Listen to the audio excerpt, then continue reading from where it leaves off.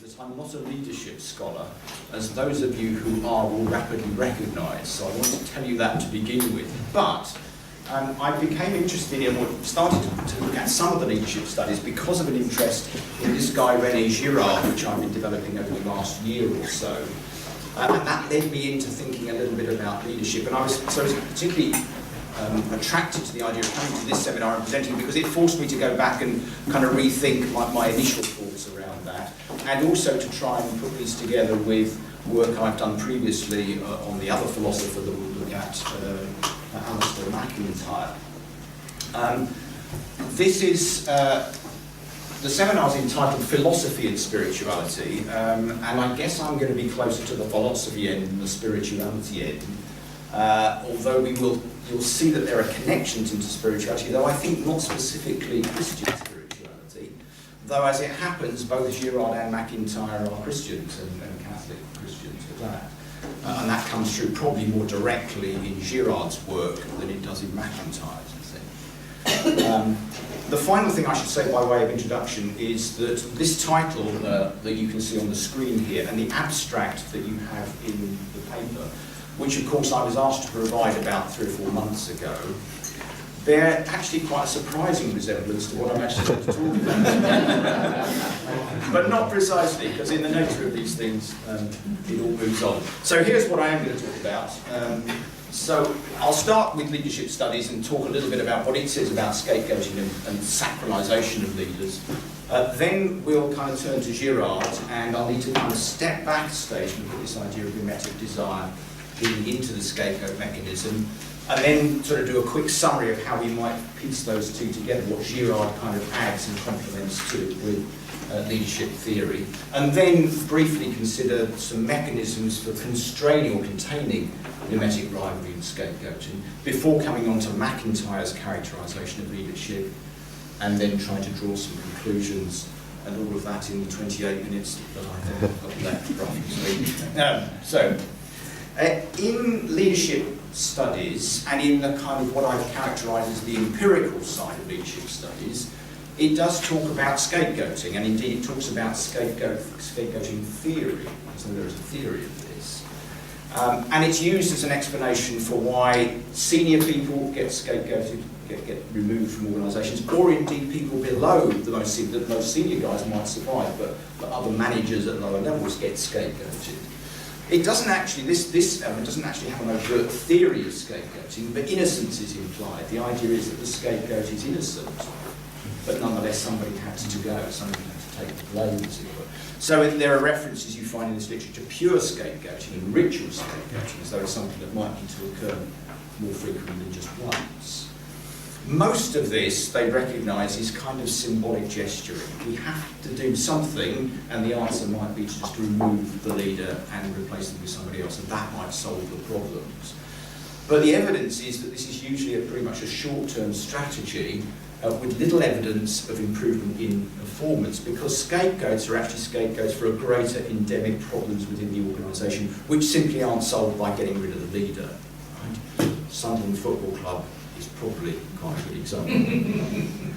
And the other thing about this particular stuff is that they're more interested in the empirical studies that are done here, they're more interested in the outcomes than they are in the process.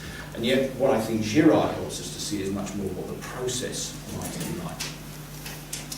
Now, moving from there to what we might call more theoretic leadership studies, there's this idea of the romance of leadership, where leaders are glorified as a causal category. In other words, if everything is going well, it's because the leader is fantastic.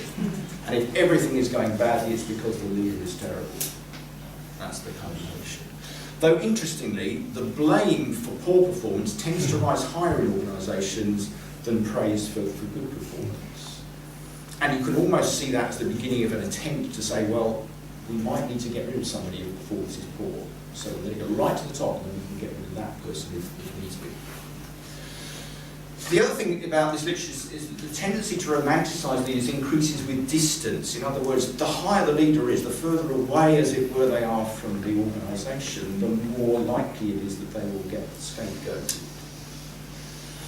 And the other thing, and again I've highlighted this term, that this literature talks about, is the sacred space for leadership.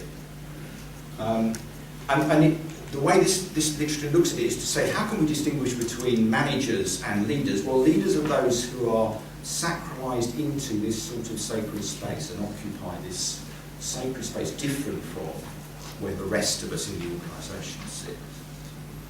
So that in the very process of somebody becoming a leader, both sacralisation, they become sacred, as it were, occupy this sacred space, and therefore the potential for subsequent sacrifice, scapegoating, if it doesn't work out, all that kind of happens. And at the same time. And then sacralisation has problems of dysfunctionality, that we get domination by these people, narcissism, delusions of grandeur, and yet also seems to be necessary. That for some reason that this kind of looks as though unless we have these kind of leaders up there, sacralise and occupying this sacred space, we can't get any kind of decision making, and the organisation itself can't function. So it's quite, it's a characterisation of leadership, and maybe even you might say a caricaturing of leadership, but nonetheless there quite substantively in this literature. And what's interesting is that that literature does make passing reference to Girard. One or two people have read his work, but not many. And yet, if you know anything of Girard, you probably know that he's famous for scapegoating. Just out of interest, how many of you had heard of René Girard before today? Okay, so yeah, and would scapegoating be the thing that you would have known? Yeah, okay. So who is he? Since half of you at least don't know. Well, born 1923, died just last year, the end of last year. Very difficult to categorise. Is he a historian? Is he a literary critic? Is he a philosopher of social science? Is he everything, all of those things and more? Quite probably.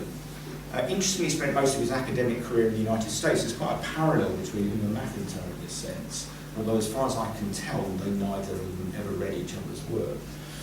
Here's some of the kind of key texts that we'll refer to, and you'll see that there's two dates, and that's because he wrote in his original French. So the first date is always the French original, and the second date is the English translation. And this was the book that probably kind of put him in the limelight. Violence and the Sacred, originally published in 1972, was what made Girard a household name, at least in those circles that were familiar with his work. So here, as quickly as I can, and obviously this is a very quick sketch, before we get into scapegoating, for which he's famous, we need to step back a stage and see where that comes from. And it's this idea of mimetic, the idea of copying, right? Mimesis, copying, desire. So he makes a distinction between needs and appetites, which are natural, and they're fine, he says, versus desires, which he argues are socially and culturally conditioned. So he argues contra Freud in this respect, that desires are not original to ourselves, but that we learn them from others. That's the key. And it then leads us to what he calls this triangular nature of desire, that there is the subject, you or I, a model who already has the object that we then learn to desire because the model has it. We didn't know we really needed that new pair of shoes or that new coat or whatever until we saw somebody else who had it, and then we decided that we really need. So we only learn our desires from that, right, this triangular nature. And some people who've not specifically Girard, but have kind of, let's represent that as a kind of an isosceles triangle. Here's the subject, here's the model who already has this object which I then learn to desire. And one of the ways that this is often illustrated is by thinking of children and toys. So you can go into a room with two children, one child picks up a toy. There are millions of other toys in this room, but what's the second child want? The toy which the other child already got. Right? They are learning that desire because the other child has it and is kind of imbuing it with value more than just the value of the object itself. Right? But this can also, this idea of triangles can also be extended. So, for example, if we've got triangles where the model and the subject are well apart, then it doesn't lead to so much rivalry between them. So if this is an adult who happens to have the toy, the child is far less likely to want to desire it. Whereas if the model and the subject are so close, almost undifferentiated, as two children, rivalry, then that rivalry becomes more intense. And we'll come back to those notions of distance a little bit later on. How does that sort of rivalry either get resolved or get developed?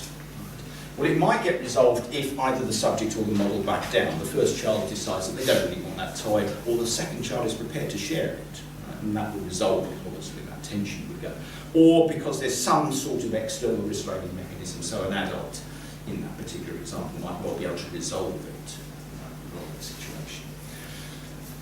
But this is key. What Girard then argues is that, in fact, desire can become detached from the object and attach itself to the model, so that the object, as it were, disappears in this process. So what he calls originally acquisitive mimetic desire, the desire to acquire the object that the model has, metamorphoses into metaphysical desire against the other, such that in fact scarcity is no longer primarily the cause of conflict. And this is a direct quote from Girard. Desire becomes detached from the object bit by bit and attaches itself to the model. And you can begin to see, I hope, that from that this can lead to, so that it's no longer resolved that the rivalry is actually developing here, and that can lead to the kind of tit-for-tat relationships which, at a societal level, can lead to the kind of things that we see in the Troubles in Northern Ireland, where, what were we fighting about? I can't remember, but you're a Catholic and I'm a Protestant, and we're going to carry on fighting. And you'll do that and I'll do that to reply, and you'll do that and I'll do that, etc. Right? And you can see it similarly in interfamily vendettas. Romeo and Juliet would be a classic example. It's worth just noting that there can be good reciprocal gestures, but there's still conflict to begin with. So either the good reciprocal gesture will deal with it, or else if it's not dealt with, it will tend to escalate in this way. Now, although I've kind of hinted at it already, so far what we've mostly been talking about is at the individual level, or what Girard calls the interdividual level, because it's always two or more potentially. But how does that then get into the kind of social realms? And he argues this, that acquisitive mimesis, this desire for the object, is contagious. If the number of individuals polarised around a single object increases, a snowball effect of conflictual mimesis takes over. And then the object again disappears from view, leaving a mimetic frenzy. Violence, he says, is infectious. And again, we only need to think of horrific examples like the Rwandan genocide in 1994 to see that kind of thing happening. And to see also how difficult it is for any individual to stand against this idea of social contagion, that thing can multiply rapidly in a society. How does that then potentially get resolved, apart from the kind of violence that we occasionally see, the sort of mob violence that could go on? And this is where Girard says, well, the mechanism that we have adopted really throughout history is the scapegoat mechanism. What is it? It's the transference of the rivalry between the two original, the subject and the model, onto a third party. That's what you're doing as you scapegoat that person. And so if you want a definition of the process, a spontaneous and often unconscious psychological mechanism by which someone else is falsely accused and victimised. And whilst that might seem to be kind of reasonably straightforward, it's actually, of course, a little bit more complicated than that. First of all, who gets selected as the victim in this? And it's often not at random. So ethnic minorities, the Jews really throughout history, and then again we could think of more recent examples. Physical criteria quite often can be used. So Piggy in William Golding's Lord of the Flies is the scapegoat in that story, one of the scapegoats in that story. And he has peculiar physical, he's asthmatic and he wears glasses and he's fat. I think those are the kind of three criteria that kind of mark him out. He's still an insider because he's part of the group, but he's a sort of outsider. An interesting one here is that the marginal insider can include the rich and powerful, almost a quote from Girard about kings are not necessarily exempt, and he gives a specific example of that. And that might link into the leadership stuff, again, we'll come back to that. It can move from insiders to outsiders, so it could be that instead of finding somebody from within the existing group who's a little bit marginal, we could actually turn to outsiders. So you get a classic case in Shakespeare's Henry IV, for example, where he says, those who have up to now been fighting each other shall now in mutual well-beseeming ranks, and others all together, right, march all one way and be no more opposed against acquaintance and kinsmen and allies, therefore friends as far as to the sepulchre of Christ, to chase these pagans in those holy fields. And Girard actually has a whole book on Shakespeare, because he thought that Shakespeare had got this rivalry, this mimetic rivalry, and the scapegoating process, even if he didn't quite name it as that. Second point about this scapegoating process is that the people who are doing it must believe that the scapegoat is guilty, the guilty party, and there must be unanimity amongst themselves to that effect. Third, that, and this begins to get us back towards the leadership stuff, the effect of the expulsion or the murder of the scapegoat is actually to restore harmony amongst those who are left. And in that sense, the violence there is both contained in two senses. It's contained in the sense that it's present, and it's contained by this scapegoating mechanism. It doesn't lead into sort of mob violence by the scapegoat. And therefore, an effect of the scapegoating mechanism is the sacralisation of the victim. The victim becomes sacred in the process because they kind of caused the problem in the first place, if you believe, but they certainly resolve the problem as we get rid of them. Peace is restored, harmony is restored, and therefore they become more sort of sacred. Now, a paradoxical conclusion from all of this that Girard draws is that this revealing of the mimetic rivalry in the scapegoating mechanism acts as a restraint. Oh my goodness, that's what we've been doing, we should stop. But then, what comes in its place? And the argument is that the disabling of that is a two-edged sword. Does it lead to more victims, as, and this is a direct take from Girard, like drug users, consumers of sacrifice tend to increase the doses when the effect becomes more difficult to achieve. And indeed, in his final book, Girard is very, very pessimistic, and this is before the rise of ISIS and goodness knows what, about the increasing violence in the world. The apocalypse, he says, may have already begun. Okay, let's leave that kind of depressing conclusion and just go back and maybe try to piece together these two bits that I've been talking about, so leadership theory, LT, and Girard's work.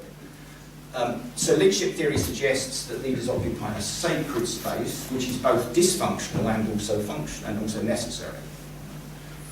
The process of appointing leaders involves their sacralisation and therefore the potential for them to be scapegoated or sacrificed in the future. The greater the distance there is between the leaders and the followers, the more likely the scapegoating and sacrificing are.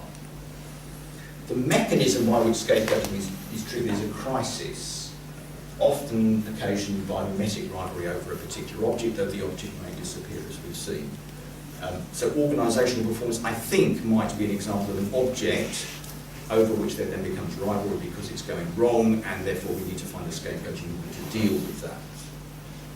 Scapegoating restores peace, at least in the short term, and leads to the sacralisation of the victim, which is why leaders are given us sacred space and sacralised in the first place, so it kind of leads back to but, having said that, we should note two things, I think. Firstly,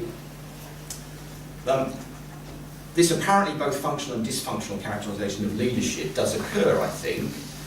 Leadership studies, and probably you can relate this to your own personal experience, kind of confirm that. Yes, it does occur, but it doesn't always occur, or maybe it doesn't very often occur. And so we need to understand why not. And that takes me into this short section on mechanisms for containing mimetic rivalry and scapegoating. At a societal level, Girard argues that we don't see as much of it as we might expect because in well-ordered society we have institutions that maintain peace, as it were, that prevent those processes actually erupting. And the key institutions are police, army, judiciary, etc. I think it's possible to argue that but he also argues that violence is nonetheless only ever just below the surface, so that the riots that we saw in this country in 2012, I think it was, 2011, 2012, where all of a sudden in different cities over the land, there was quite a lot of rioting and breaking into shops and stealing stuff and all that kind of stuff. He would argue, well, it's just is an example of the violence which is only below the surface and might erupt at kind of any moment, but is normally contained and constrained by these institutions. I think within the organisational level, and I'll have to deal with this quickly and try and pick me up in the questions if you want to, is that the various other mechanisms exist, which is why we don't see a lot of it in organisations. We do see it, but not as much as we might expect. Bureaucracy, I think, is one good reason, because tall triangles in organisations mean that rivalry is kind of contained in the way that we saw before. I think there are things about the founding myths that organisations have, the prohibitions and taboos that they put in place, the rites and rituals that they have. This is all Girardian stuff, but trying to apply it into organisations, potentially. And also, I think, if we think about organisations in an institutional theory context, then institutional logics probably proscribe and prescribe actions which might again prevent mimetic rivalry and scapegoating. So we don't see as much of it as we might, but nonetheless it's there, and this is a kind of characterising of leadership which, as I've said, is kind of dysfunctional in many respects, although perhaps functional in others. And the question then is, can we find an alternative way of thinking about organisations and leadership within them that perhaps kind of resolves all of that? Which is why I then turn to McIntyre.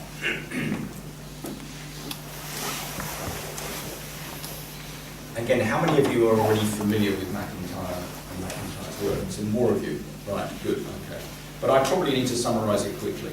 So okay, that's about McIntyre. You may know most or all of that. And you said that they were 20th century. But he's still, I mean, Girard only died last year, he's still going, so he'll be 90 in 2 years' time, I think. But okay, the book that we're mostly going to be drawing from is After Virtue, which is the most famous thing. Again, that's the book that kind of, as with Girard, it was a book that catapulted him into consciousness, as it were. And the key bit we're drawing from that is this idea of a conceptual framework of goods and virtues, practices and institutions, and I'll come back to this diagram shortly. So he makes a distinction, and he's an Aristotelian or a neo-Aristotelian, he makes a distinction between internal and external goods, right? That's the first thing we need to get our heads around. So an internal good of the practice, I'll come back and define a practice in a moment. For example, diagnosis in medicine is an internal good of the practice of medicine. Composition in music is an internal good of the practice of music. Get perhaps the idea. More generically, the excellence of the products or services and the perfection of the individual as a practitioner are the internal goods of any practice. And virtues come in because the achievement of internal goods requires the possession and exercise of virtues. And internal goods can be contrasted with external goods. So such things as survival of the organisation, reputation, power, profit, and perhaps most generically success would be external goods. This kind of thing works its way out, particularly internal goods, works its way out in the context of what McIntyre calls practices, and this is probably the thing for which he has become most famous because it's used all over the place in all sorts of different literatures. And here's a brief part of his definition of a practice because he defines it in a very specific way. Any coherent and complex form of socially established cooperative human activity through which goods internal, the ones that we've seen, to that form of activity are realised in the course of trying to achieve those standards of excellence, virtue, excellence, which are appropriate to and partially derivative of that form of activity. And he contrasts those and links the two when he talks about institutions. So this again is a quick part of his definition of institutions which are concerned with external goods, involved in acquiring money, material goods, etc., structure in terms of power and status, distribute money, power and status as rewards. And they couldn't do others if they sustain not only themselves but also the practices of which they are the bearers. So all of a sudden we've got this link between the two.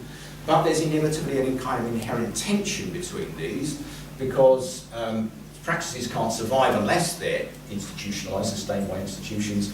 They characteristically form a single causal order, but the ideals and creativity of the practice are always vulnerable to the acquisitiveness of the institution, so there's an inherent tension built into this. And what I and others have done is to say, that looks like an organisation to us, even though McIntyre doesn't say so quite. Well, he does, but he doesn't then explore the implications of that. So this is the framework that I and others have developed. Here's the notion of a practice concerned with the exercise of virtue and the achievement of internal goods, housed within an institution which is concerned with external goods, and here's past the two definitions either side of that.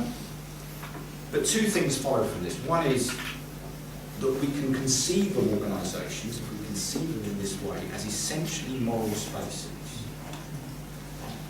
And that's really important when we come back to Girard and leadership. But secondly, and this will link in again to leadership, that there is a secondary practice, the little P up in the top left-hand corner there, is the practice of making and sustaining the institution. McIntyre says very directly, that is also a practice. And that is, if you like, the practice of management, because what is management doing? It's making and sustaining the institution which houses the practice. So the argument that we've put forward over the last 10 years or more now is this is a generic way of thinking about a metaphor for organisations, if you like. And we can then think about, well, so what does a if so, then what does a virtuous organisation look like? And the responsibilities particularly of the senior managers, who might then be the leaders, as it were. First of all, that the organisation needs to pursue a good purpose, that the internal goods of the organisation, the products and services and the affection of the individuals in the process, make a contribution to the common good, right? Key primary function of a virtuous organisation. Secondly, that the institution's task is to nurture that core practice. But the institution also needs to have an appropriate focus on the external goods. They are goods. Right? To the extent that the organisation survives and the core practices flourish, but not beyond that. That we'll also need, and I won't go into these in great detail, a conducive mode of institutionalisation, which the leaders of the organisation should attempt to ensure, and a conducive environment, which is partially the responsibility, we argue, of the leaders in the organisation. What are the leadership implications of this? Well, it's down to this, I think, mainly this secondary practice of making and sustaining the organisation. And we can talk about the domain, and this is the domain of management, but it's always a domain relative practice. So let me illustrate that with this diagram. What we've got here is kind of increasing levels of management from the most junior level to the most senior level of management that you can envisage. Right? And I've got the two practices that are housed here, the core practice in the centre of the organisation and the secondary practice of making and sustaining the institution. At the most junior level, the supervisory manager who's just been promoted to that level, they're mostly engaged with the core practice, but they've got a little bit of involvement with making and sustaining the institution. At the most senior level, the leaders, typically of the organisation, they're mostly involved with the secondary practice of making and sustaining the institution, but these lines don't go to the corners note. They've still got to have an involvement and understanding and engagement with the core practice, because that's the practice that they're managing. Right? It's never the management of, it's always the management of something rather than management in the abstract. Now, I think within this literature generally, there's been a tendency not to really work out this in relation to leadership studies, though Merv Conroy and colleagues have done some work around this. There's been a tendency to equate leadership with senior managers. So whilst recognising that leadership can occur at almost level, I kind of accept that, I think, we can work out that what this means for leadership in general. Because what I think this way of thinking about organisations does is to characterise leadership as always embedded within the practices of the organisation. So that the idea of leaders occupying a separate sacred space and being sacralised into that role is completely alien to this understanding of the organisation. So that leaders are never outsiders or insiders stroke outsiders, but always insiders, needing to understand in particular the core practice. And this idea of distance just wouldn't be conceived of in that way. We're all practitioners, we're all in this together. And then, again, thinking back to the kind of the Girardian notions and the leadership theory, practices and the virtues necessary for their functioning naturally, I would have thought, constrain mimetic rivalry. Indeed, if there is rivalry, it's always, as McIntyre says, it's rivalry to excel in the practice, and that benefits everybody. So if there is competition, it's a different form of competition. Practices also, I think, prevent the kind of crisis which might otherwise arise, and hence there's no need for scapegoating processes in this, in order to resolve a crisis and restore harmony. A crisis such as insufficient external goods, the organisation is not doing well, not performing well that's a problem for everybody, not just for the leaders of the organisation. So what is the role of leaders then? Well, it's to pursue those 5 features of the virtuous organisation, the good purpose and so on, as I mentioned earlier, to actually ensure that the core practice is pursuing best practice, because sometimes the core practice can go on its own, and the role of the institution of the leaders is actually to bring it back to best practice. And then to resolve any disordering of core practice. One of the things we've observed, and we observed this actually in the context of a church's study, is that there's sometimes more than one practice inside an institution. So we can think of the practices of faith housed within the institution of the church. And we had a particular empirical example within the study that we did, where the practices had got disordered. It was actually Salvation Army and music had become more important than discipleship. And the respondents were saying it ought to be the other way around. We're really about discipleship, and music is a means to that end, but they were kind of disordering practices. And it seems to me that that's the role of leaders to reorder those. Okay, so conclusions. I think what I would potentially at least is a McIntyrean corrective to a Girardian embellishment of leadership theories of notions of sacralisation, sacred space, and scapegoat.